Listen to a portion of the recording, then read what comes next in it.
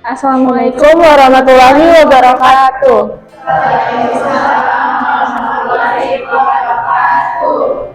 Di sini kami ingin mempresentasikan materi pertemuan 14 yang berjudul Kartu Plastik dan Asuransi. Sebelum mulai presentasi, kami mau memperkenalkan diri terlebih dahulu. Kenalkan, nama saya Naila. Nama saya Aurelia Chandra Pratiwi, dan ada teman kita satu lagi belum datang, yaitu Ardelia Safiera. Untuk pembahasan yang pertama, kartu plastik dan asuransi. Kartu plastik merupakan suatu alat berbentuk kartu yang diterbitkan oleh suatu lembaga keuangan dan dapat digunakan untuk berbagai macam transaksi keuangan. Ada fungsi kartu plastik. Yang pertama ada sumber kredit. Kartu dapat digunakan sebagai instrumen untuk nggak kelihatan. Buka ini ada. Kartu datanya aku nggak kelihatan.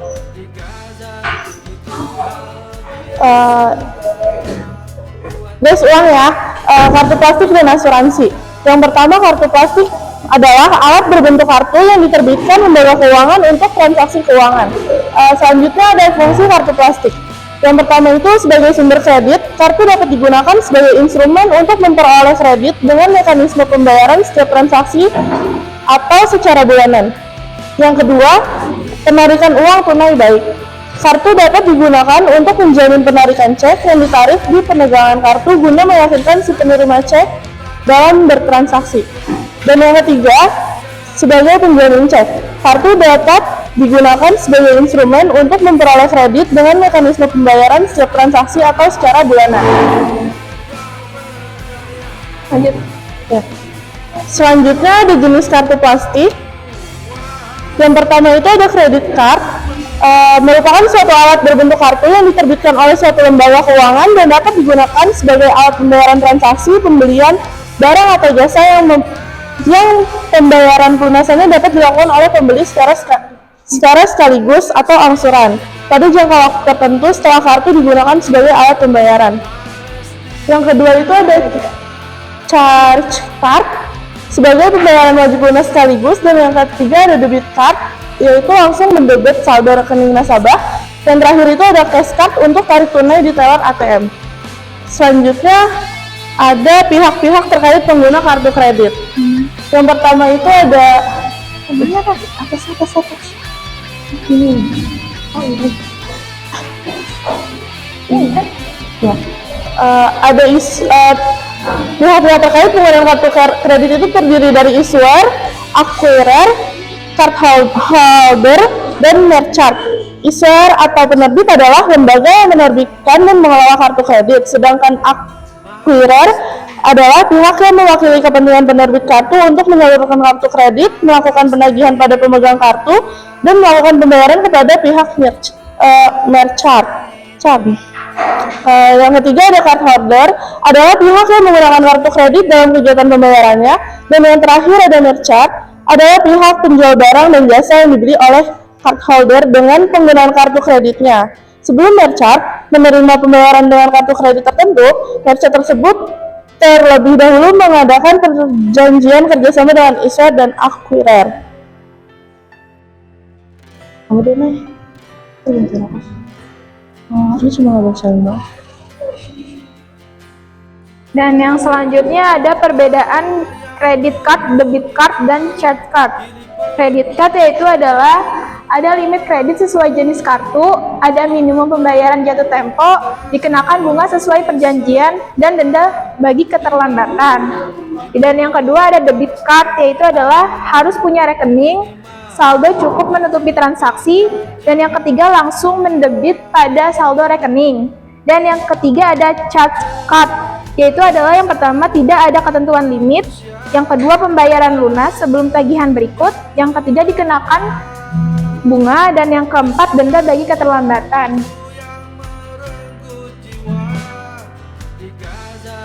Dan selanjutnya ada asuransi. Asuransi adalah lembaga keuangan yang menghimpun dana dan memberi perlindungan terhadap kerugian finansial akibat peristiwa tidak terduga. Jenis asuransi yaitu adalah asuransi kerugian non-life insurance. Yang pertama adalah kebakaran, pengangkutan, marine full policy, marine cargo policy, dan freight. Dan yang ketiga ada aneka seperti kendaraan bermotor, kecelakaan, pencurian, dan lain-lain. Dan yang kedua ada asuransi jiwa, yaitu adalah untuk berjangka, tabungan, seumur hidup, dan anuitas. Dan yang ketiga ada reasuransi, yang bisa disebut asuransi ulang bagi perusahaan asuransi. Jenis asuransi berdasarkan kepemilikan. Yang pertama ada pemerintah, swasta nasional, perubahan asing, dan campuran. Jenis resiko yang ditanggung yaitu adalah resiko murni, hanya peluang yang resiko murni. Yang kedua ada resiko spekulatif, dan yang ketiga resiko individu seperti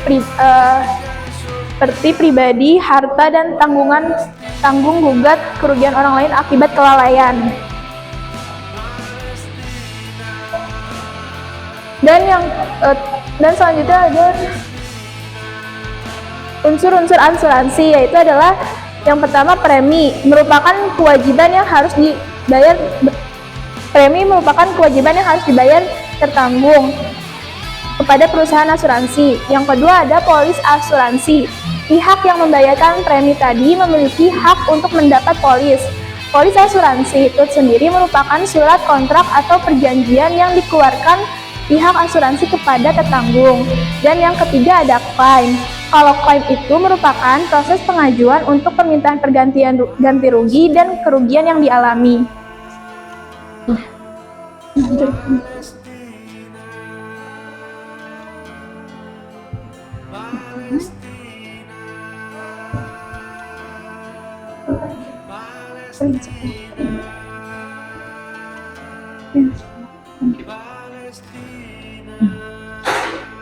Selanjutnya ada prinsip asuransi atau doktrin asuransi. Yang pertama itu ada insurable interest, adalah hak yang berdasarkan hukum untuk mempertanggungkan suatu resiko yang berkaitan dengan keuangan. Yang kedua itu ada utmost good faith, adalah penetapan suatu kontrak atau persetujuan harus dilakukan dengan itikat baik. Yang ketiga itu ada indemnity, adalah berarti mengembalikan polis finansial tergantung setelah terjadi kerugian tersebut. Yang keempat itu ada proximate cause, adalah suatu sebagai aktif efisien yang mengakibatkan terjadinya suatu peristiwa secara berantai atau beruntun tanpa intervensi suatu ketentuan lain, diawali dengan bekerja dengan aktif dari suatu sumber baru atau independen. Yang kelima ada subrogation dan contribution. Subrogation adalah hak-hak penanggung yang telah memberikan ganti rugi kepada tertanggung untuk menuntut pihak lain yang mengakibatkan kepentingan asuransi mengalami suatu peristiwa kerugian. Sedangkan retribution adalah suatu prinsip di mana pertanggung jawab berhak mengajak penanggung lain yang memiliki kepentingan yang sama untuk ikut bersama membayar ganti rugi kepada seorang tertanggung meskipun jumlah tanggungan masing-masing penanggung belum tentu sama besar.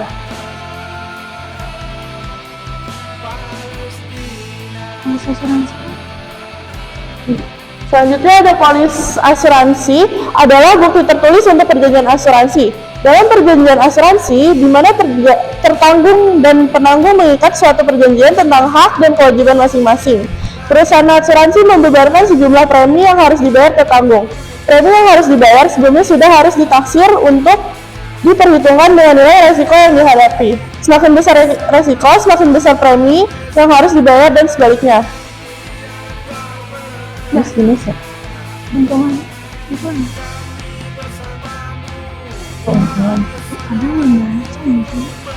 Selanjutnya ada keuntungan asuransi. Yang pertama itu perusahaan, premi, bunga, investasi, penyertaan modal. Yang kedua ada nasabah, yaitu rasa aman, simpanan, perlindungan, penghasilan, masa depan, ganti rugi, kerugian. Ganti rugi, kerugian. Padahal belum baca. Kamu baca kesimpulan. Ardel. Dia mana? Ardel. Baca dulu. Ya udah baca dulu.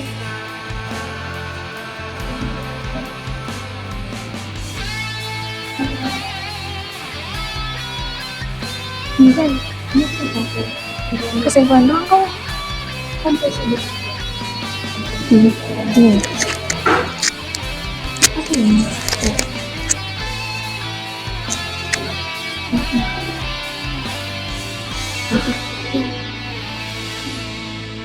kesimpulannya, kartu plastik dan asuransi sama-sama berperan penting dalam keuangan modern. Kartu plastik memudahkan transaksi pembayaran, sementara asuransi memberikan perlindungan terhadap risiko finansial. Keduanya tidak hanya memberi manfaat bagi individu, tetapi juga mendukung stabilitas dan pertumbuhan ekonomi melalui pengelolaan dana yang besar.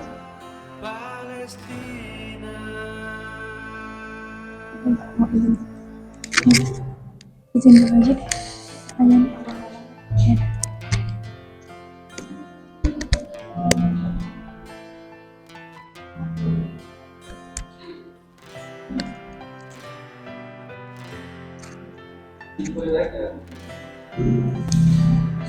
Guys, tunggu bentar ya, pertanyaannya lagi dibuat.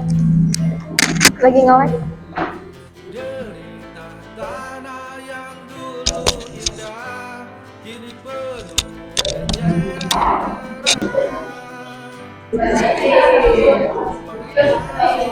Oke, latihannya dulu sebentar ya. Sambil ditunggu untuk kuisnya lagi dibuat karena ada kesalahan ya. Jadi saya coba isi waktu untuk sedikit memberikan tambahan penjelasan tentang materi hari ini, yaitu kita bicara tentang kartu plastik dan asuransi. Ya, oke. Orang nyebutnya kartu plastik ya, kalau saya nyebutnya sebagai uang plastik. Jadi istilahnya dia itu bisa dibilang sebagai uang giral atau uang pengganti dari uang kartal. Jadi dengan menggunakan kartu plastik itu ya, itu kita bisa bertransaksi untuk melakukan yang namanya pembayaran. Ya, biasanya bentuknya digesek atau dimasukin ya, karena kalau sekarang udah pakai chip ya. Jadi dimasukin di mesin yang namanya mesin edisi ya. Edisi itu singkatan dari Electronic Data Capture. Udah pernah tahu ya, kalau belanja di supermarket kan ada mesin ya, itu namanya mesin edisi ya. Nah, jadi kartu itu bisa digunakan sebagai alat pembayaran. Jadi kalau kita belanja supermarket, nggak perlu lagi bawa uang cash, cukup keluarin kartu, maka kita langsung bisa bayar. Nah, tadi ada berbagai macam jenis kartu ya. Ada yang namanya kartu kredit, apalagi kartu debit, lalu ada cash card, ada charge card ya. Sebenarnya kartu kredit dan kartu charge ini hampir sama ya. Tapi sifatnya mungkin kalau charge card ini kayak semacam, kalau dia itu kayak member ya, yang kemudian misalkan member golf gitu ya. Atau misalkan kayak saya nih, saya punya anak di pesantren ya, itu dia punya kartu untuk kalau untuk bayar SPP itu lewat kartu itu. Jadi kita isi, nanti tinggal dibayar lewat kartu itu. Itu disebut dengan charge card ya istilahnya. Nah, jadi kartu untuk memberikan kayak charge atau iuran ya, semacam iuran dari suatu instansi atau suatu perusahaan gitu ya. Biasanya itu berkaitan dengan para member-member. Atau juga misalkan kartu kredit yang dipakai oleh supermarket atau hypermarket gitu ya. Kan suka ada tuh ya kerjasama, kalau dulu ada namanya kartu Carrefour gitu ya, kartu kredit Carrefour. Itu bisa disebut juga sebagai charge card. Artinya apa? Ketika kita belanja di sana, maka kita harus bayar ya, seperti itu. Nah, kalau kartu kredit ya, kartu kredit itu adalah kartu yang kita bisa pakai dulu, bayarnya belakangan. Nanti kita bisa utang dulu ya, utang dulu. Jadi kita bisa utang dulu. Nah, itu ya, jadi banyak orang menggunakan kartu kredit itu kenapa? Karena bisa bayarnya belakangan. Ya, nah kalau kita pintar bermain kartu kredit, ya, Contoh kalau untuk belanja kartu kredit itu dipakai, kalau dia sebelum jatuh tempo udah dilunasin, itu dia nggak kena bunga. Ya, beda kalau misalkan kartu kredit itu ditarik secara cash di ATM, dia biasa ada nomor PIN-nya tuh. Nah itu ketika ditarik, maka dia otomatis langsung kena bunganya langsung berjalan. Makanya kalau kita pernah dengar yang namanya gestun ya, di mall-mall suka ada tuh jasa gestun, gesek tunai. Jadi kita gesek ke salah satu merchant ya, yang seolah-olah itu kita belanja, tapi sama dia dikasih uang cash. Ya ini kalau ketahuan oleh pihak bank ini bisa diblokir ya merchantnya, itu nggak boleh ya, itu ilegal. Gitu. Ya kenapa? Kalau dia tarik di ATM itu langsung kena bunga gitu ya. Tapi kalau dia gestun sebelum jatuh tempo dia lunasin ya, karena dia seolah-olah itu adalah belanja ya, itu nggak kena yang namanya bunga ya. Nah kalau kita belanja di kartu kredit ya, itu suka ya, biasanya kalau di rumah sakit tuh, kalau kita kartu kredit kena cas 3% dari tagihan. Misalkan kita ada tagihan 1 juta nih di rumah sakit, saya mau pakai kartu kredit nih, itu biasanya akan dikasih tahu kena cas Pak 3%, kena 30.000, mau nggak, kan gitu ya. Nah sebenarnya cas itu dikenakannya bukan ke customer tapi ke si merchant tadi ya. Merchant itu adalah yang memakai mesin edisi ya, itu sebetulnya merchant. Dia kena yang namanya MDR ya, merchant discount rate. Jadi ketika orang gesek 1 juta, maka yang masuk ke rekening dia nggak 1 juta, tapi berkurang, misalkan MDR-nya 2%, maka akan berkurang 2%. 2% itu untuk apa? Untuk biaya perawatan dari mesin edisinya gitu. Nah kalau dia transaksinya bagus tuh kayak supermarket, itu dia MDR-nya bisa 0 ya, nggak ada biaya perawatannya. Nah terkadang merchant yang dia ada biaya perawatannya itu dia kenakan kepada customer, itu yang sering terjadi ya, seperti itu ya. Nah itu, jadi kartu kredit ini dia ada berbagai pihak nih ya. Tadi merchant ya, merchant itu adalah pihak yang punya mesin edisi yang dia mengambil keuntungan. Ada yang card holder ya, artinya dia ada pemegang kartu kredit. Ada lagi apa lagi tadi selain card holder? Issuer ya, issuer itu adalah penerbit. Lupa ingat. Oh, udah asuransi aja.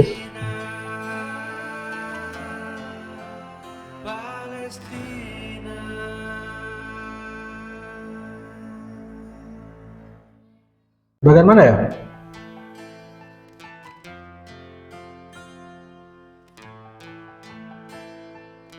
Nah ya. Issuer dan acquirer ya. Issuer itu adalah penerbit kartu kredit. Nah kalau kita suka lihat di kartu kredit atau kartu debit, ada yang namanya Visa ya. Visa, Master, ada Amex, ada Diners. Nah ini adalah penerbit kartu kredit yang internasional. Jadi kalau di kartu Anda misalkan ya, baik itu debit atau kredit misalkan ya, itu ada logo Visa atau Masternya. Nah ketika Anda keluar negeri, lalu ada mesin ATM istilahnya yang ada logo Visa Masternya, maka Anda bisa tarik di sana gitu ya. Mungkin kayak kalau punya yang rekening Mandiri itu ada pilihan tuh, mau kartunya mau pakai yang Visa atau PGN ya. Visa itu biaya kartunya lebih mahal dibanding yang PGN gitu ya. Nah itu seperti itu. Jadi ini yang sifatnya internasional. Kalau yang lokal PGN, terus Link, ATM bersama ya kan. Lalu ada yang namanya ATM Prima,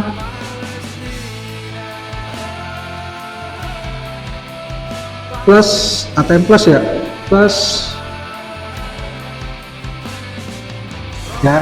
Jadi kalau kita di kartu ATM kita lihat itu ada logo ini misalkan ya. Nah artinya nanti kalau kita mau tarik di ATM ada logo ini, itu bisa ditarik. Itu seperti itu ya. Nah itu dia ada issuer ya, sebagai penerbit kartu kredit. Nah pengelolanya itu biasanya pihak bank Nah, acquirer-nya itu ada pihak bank yang bekerja sama dengan si pihak jaringan-jaringan kartu ini, gitu ya. Sampai sini paham ya tentang pihak-pihak yang berkaitan dengan kartu kredit ya. Kalau kartu debit, ya kartu debit biasa ya, mesin ATM itu kartu debit, artinya adalah kita siapin uang dulu di rekening, lalu uang itu bisa ditarik. Jadi sistemnya nggak utang. Kalau kartu kredit tadi utang. Sama kayak cash card ya, cash card itu yang berisi uang cash lah istilahnya. Kayak contohnya apa? E-money, e-tol ya, itu bisa disebut sebagai cash card ya, karena di kartu itu disediakan uang dulu ya untuk kita transaksi ya. Oke, tentang kartu plastik ada pertanyaan? Ya, jadi kalau mau punya kartu kredit boleh nggak? Boleh, silahkan. Tapi kalau dipakai untuk konsumsi itu hati-hati. Ya, bunga kartu kredit lumayan gede ya, sebulannya itu 3,25 kalau nggak salah. Ya, 3,25. Berarti kalau setahun berapa? Sekitar 36-an ya, sampai 40% setahun. Ya, walaupun mungkin ya kita bisa bayar minimum ya, minimumnya itu 10% biasanya. Jadi kalau misalkan kita belanja beli iPhone 25 juta misalkan gitu ya. Nah, kita boleh tiap bulan misalkan bayarnya minimum 2,5 juta. Tapi sisanya kena bunga. Kalau kita nggak bayar, tambah lagi bunga plus denda. Ya. Nah, makanya kalau kartu kredit tuh biasanya dipakai buat apa? Buat yang sifat-sifatnya produktif. Ya, contoh misalkan kamu suka ngasih nyicil-nyicilin alat elektronik misalkan gitu ya. Nah, biasanya ada tuh kartu kredit yang kerjasama sama Hypermart gitu ya, yang ada fasilitas kredit 0%. Nah, kamu bisa gesek ya, kamu bayarnya angsuran, nah kamu jual lagi ke orang untuk dicicil ya. Atau biasanya kayak orang-orang yang suka punya warung-warung itu, mereka akan cari nih promo-promo ya, promo-promo di supermarket itu ya. Kalau ada promo dia tinggal gesek. Saya juga dulu kayak gitu ya, kartu kredit ya. Dulu kalau zaman dulu Carrefour ya, kalau sekarang saya udah nggak megang kartu kredit sama sekali ya. Kalau dulu Carrefour, jadi saya belanja tuh ada potongan 10%, habis gitu saya langsung lunasin gitu. Jadi tuh histori transaksi saya itu bagus tuh. Akibatnya apa? Akibatnya saya sering diteror oleh marketing pinjaman ya, karena punya data bagus kartu kredit. Nah, ini sayangnya di Indonesia itu kayak gitu ya, data kita itu bocor kemana-mana gitu. Dan tiba-tiba ada telepon dari entah berantah, kok mereka bisa tahu nomor handphone saya gitu. Ya, nah itu ya. Jadi kalau Anda biasanya kalau ingin mengajukan pinjaman, kalau punya kartu kredit, itu biasanya akan lebih mudah cairnya. Kenapa?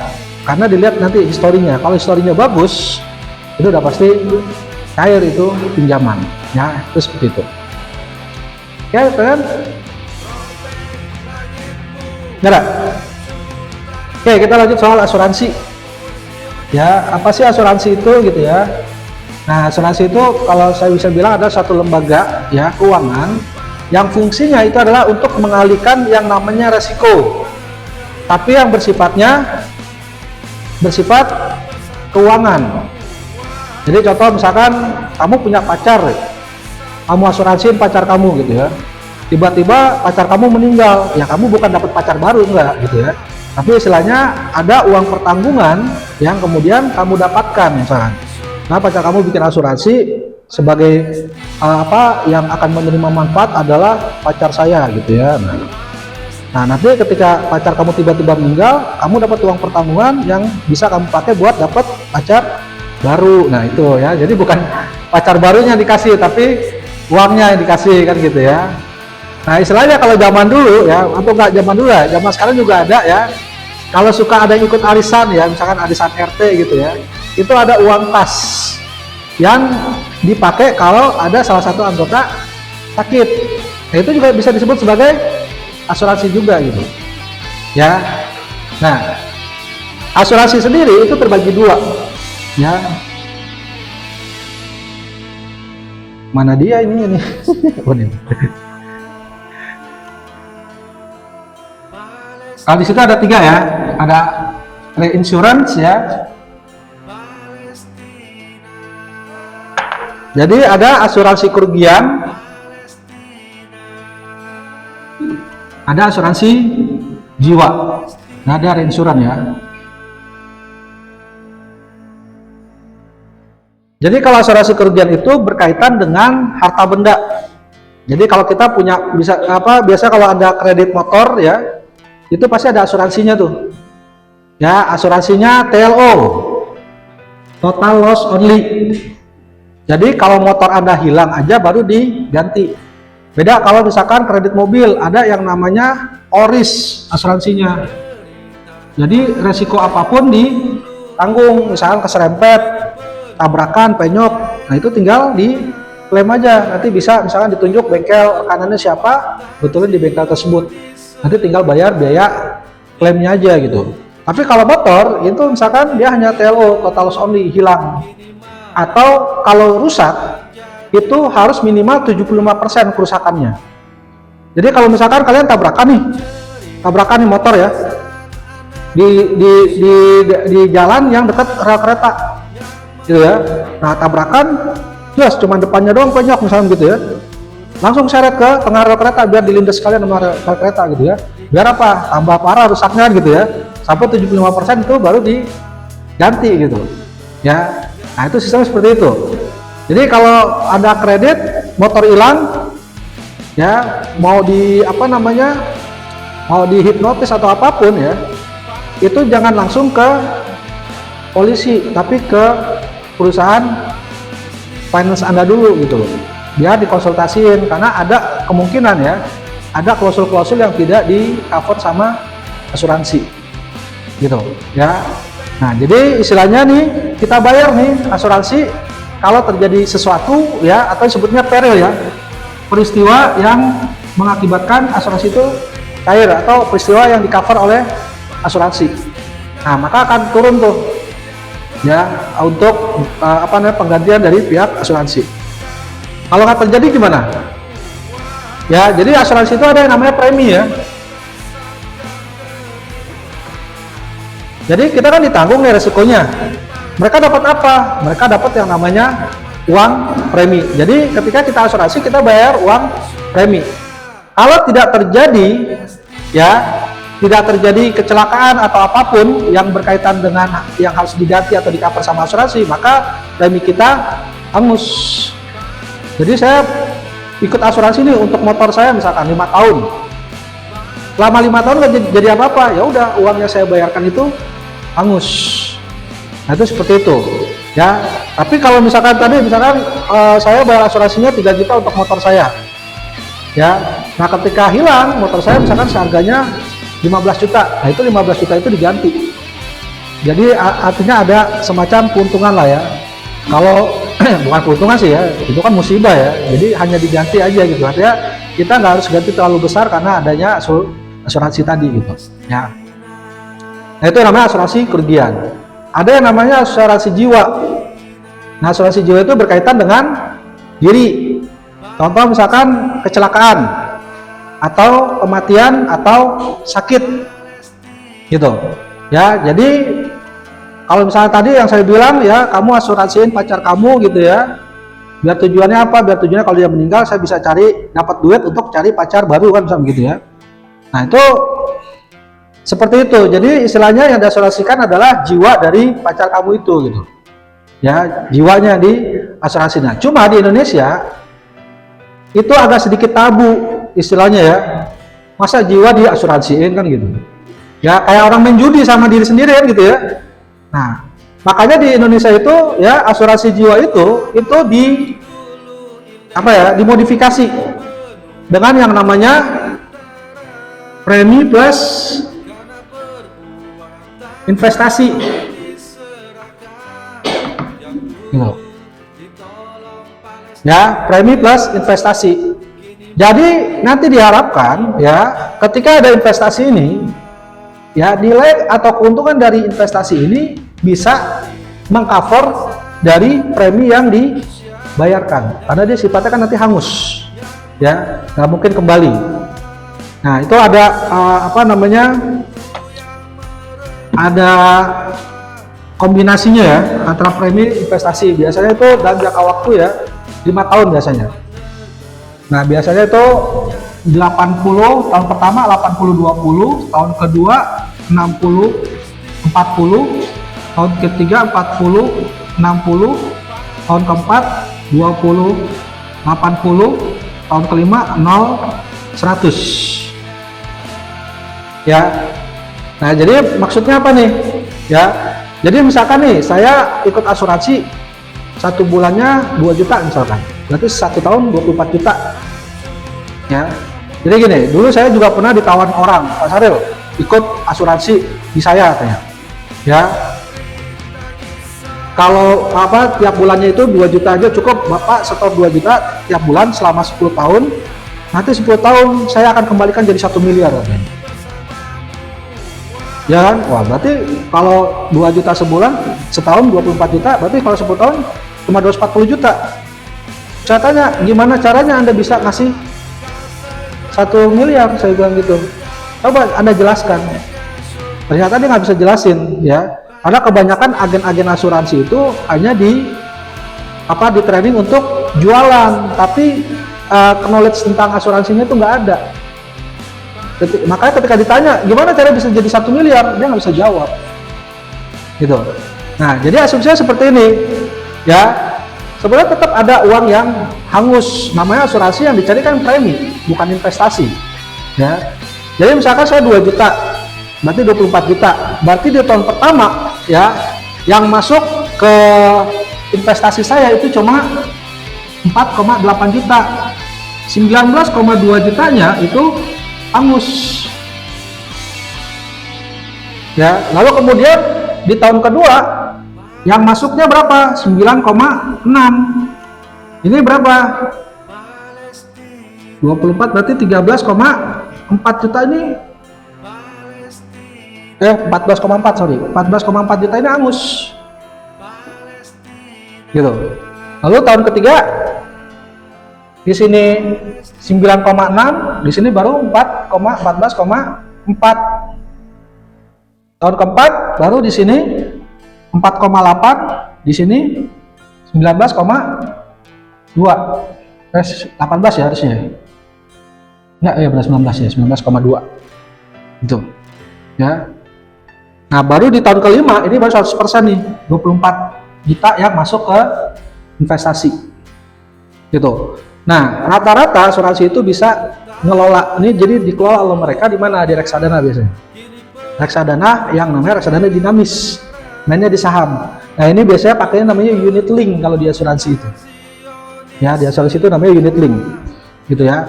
Nah, ini yang kemudian diasumsikan, ini asumsi sebenarnya. Karena rata-rata pihak asuransi itu mampu kelola atau menghasilkan keuntungan itu rata-rata 25% dalam 1 tahun. Ya, makanya dianggap nanti investasi ini akan kembali nih. Total berarti kalau 24 kali 5 itu adalah 120 juta ini.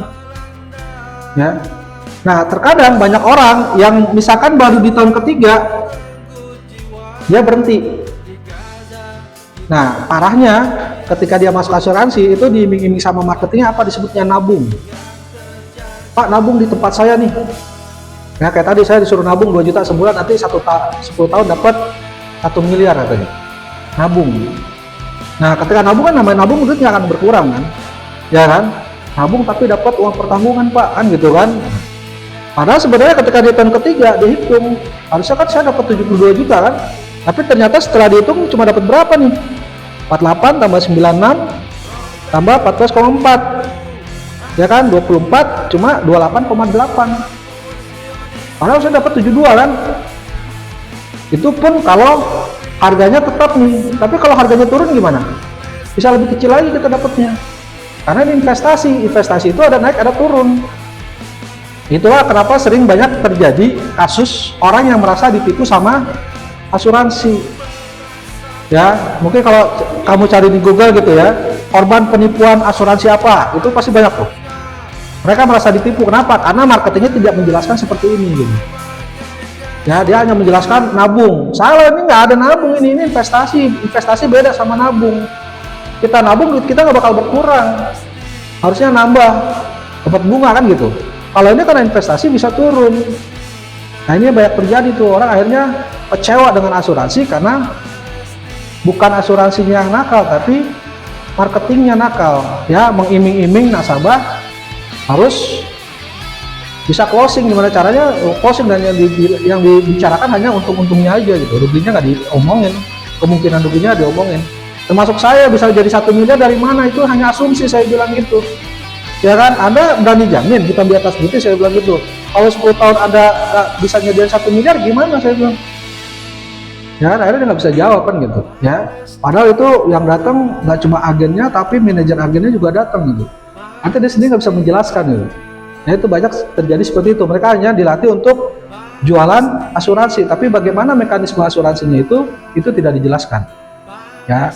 Nah jadi kalau misalkan ada saudara atau siapa ya, kalau dulu ada di kelas saya tuh ada saudaranya itu bermasalah dengan asuransi, ya nggak apa-apa, cerita aja, nanti saya akan coba cari bantu solusi gitu, ya.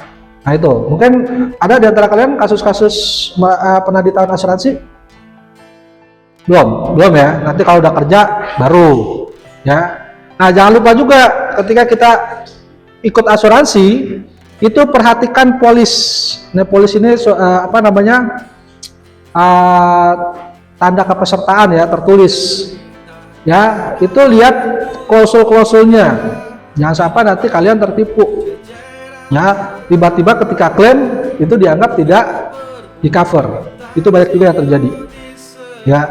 Jadi kadang kita diiming-iming sama marketing, ya kan, lalu ketika kita ikut, ya kan, lalu kemudian ternyata di polisnya itu yang diomongin sama marketingnya nggak ada. Itu sering terjadi juga. Maka saya pernah baca, ya, saya pernah ikut asuransi, saya baca tuh teliti polisnya. Jadi kalau misalkan nih kita tahun ini atau tahun kemarin lah 2025 itu ya pernah kena serangan jantung, di cover sama asuransi.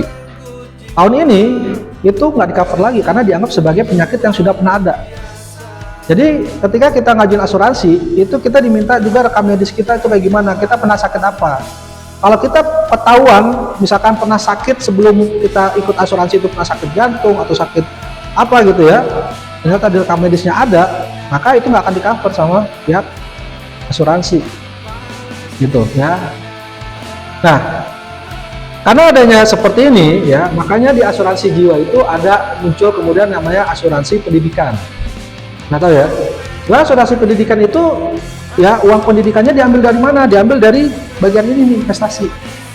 Tapi mereka bermainnya di investasi reksadana yang pendapatan tetap, pasar uang. Ya. Nah, biasanya untuk preminya ini dikecilin sama dia.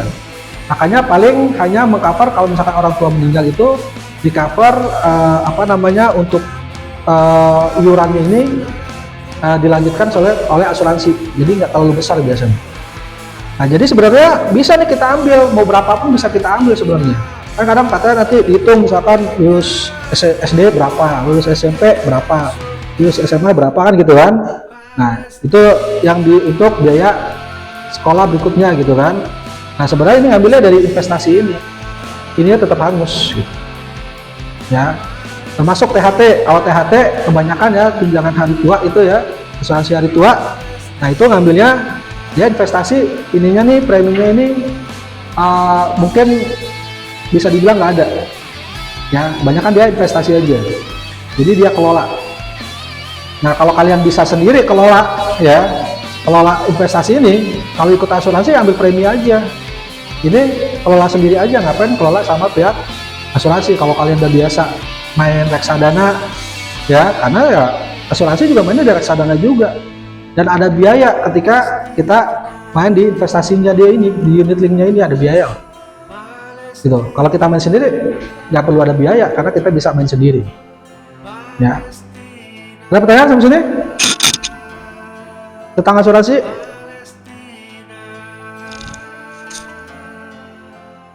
Ya. Ayo nanya dong. Apa udah paham? Atau ada yang belum paham? Ini penjelasan minggu terakhir kita nih ya. Minggu besok masih masuk. Gimana? Kuisnya udah siap?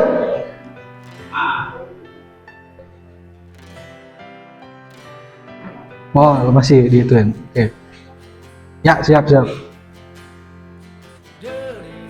Oke, pertanyaan? Atau mau nanya soal apa aja yang beda, yang lain silakan, soal investasi atau apa? Merencanakan simpanan untuk merencanakan pernikahan misalkan begitu ya?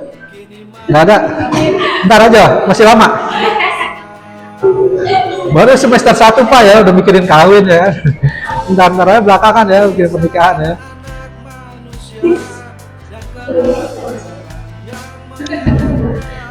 Oke ya, nggak ada ya? Nggak ada, cukup ya. Kita tunggu untuk kuisnya ya.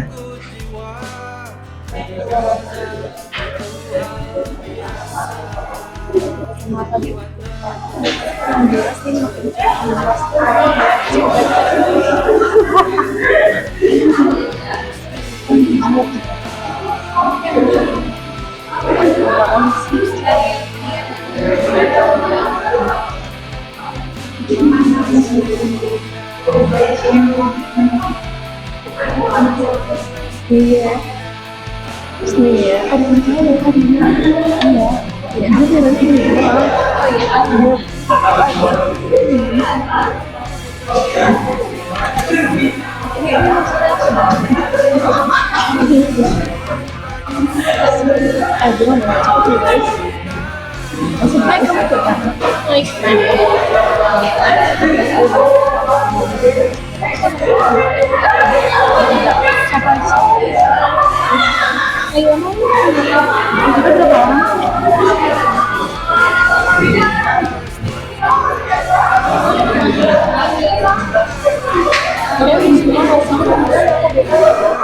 Aku juga coba di laptop, udah bikin soalnya, tapi nggak bisa di ini, bisa di grab gitu aja. Soalnya gimana? Enggak, tapi nggak bisa buat di publik gitu loh. Enggak, jadi di grab, tapi bisa di publik, tapi nggak bisa untuk nge-share lagi. Nanti gak sih? Nanti. Sampai itu kan soal konsep itu. Kamu harusnya ada di lagi. Nah, ayo bagus benar benar ada selanjutnya semua kita bangun lagi oh jadi mau sampai kamu gak tapi kita bakal iya nggak mau dibawain kayak daripada kita bangun lagi nggak buang-buang duit sih ya kita kan cuma ngasih sih untuk keluarga saya sudah jalan pulang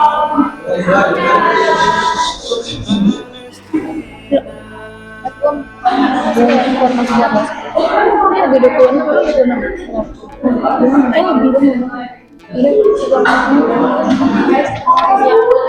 guys kita mulai ya.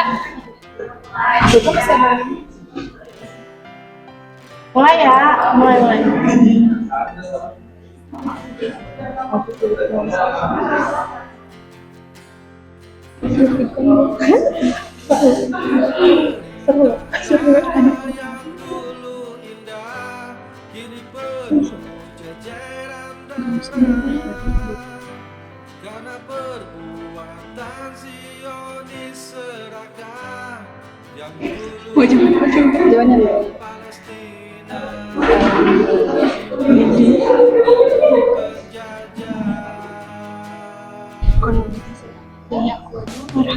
Jawabannya ada suaranya ada nih ya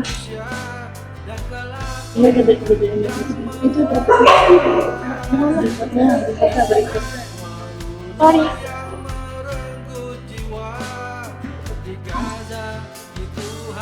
ada suaranya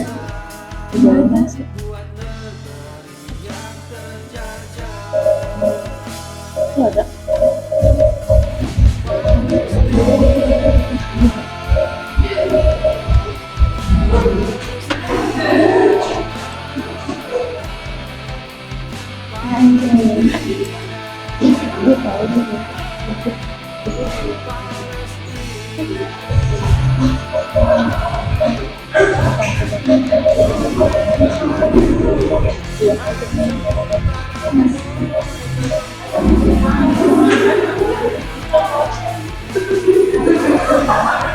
anjay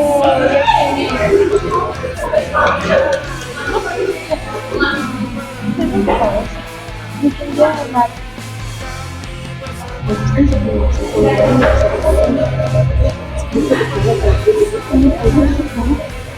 Masih 5 detik.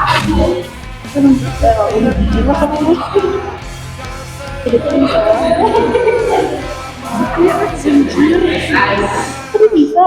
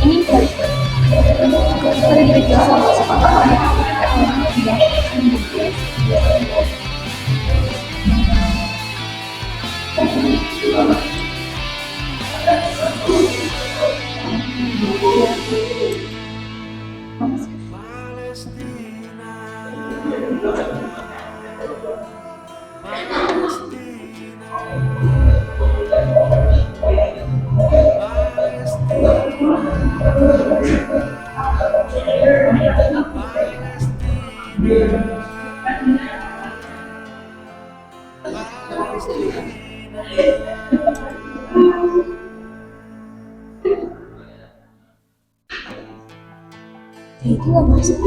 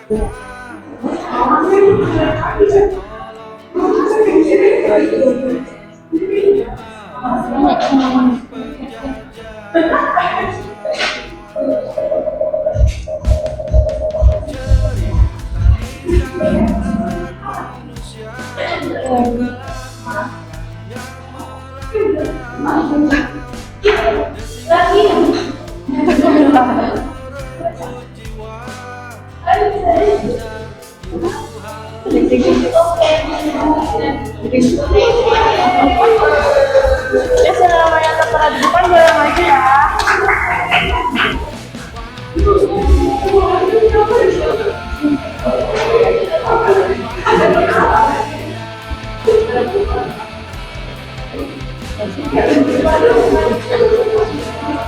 Belum. Pet siapa pet?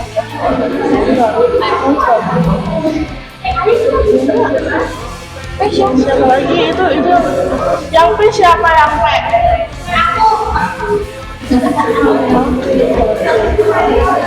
Jadi kawan juara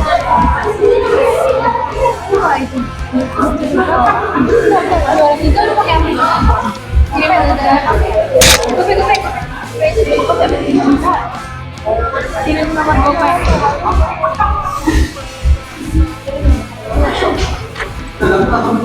Sama itu.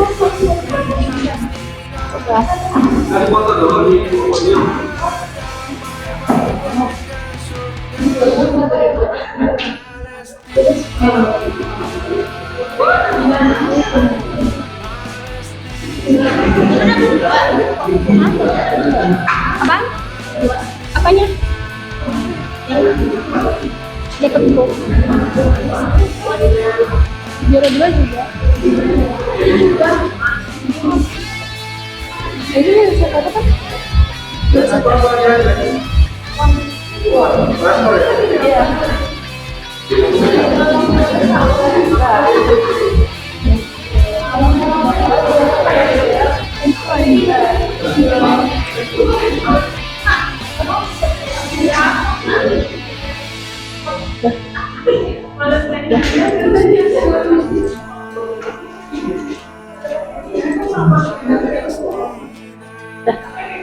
Ini kemarin juga.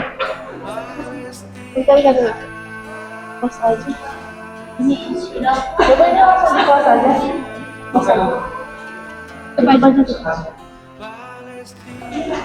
dari kelompok 1